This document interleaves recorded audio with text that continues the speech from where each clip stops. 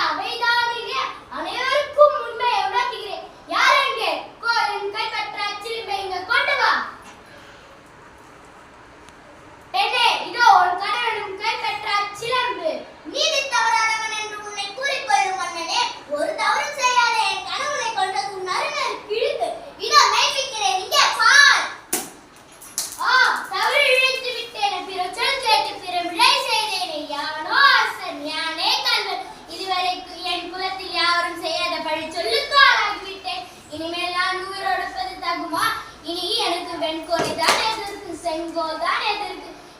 என் வாழ்க்கை இன்றோடு முடிவதாக.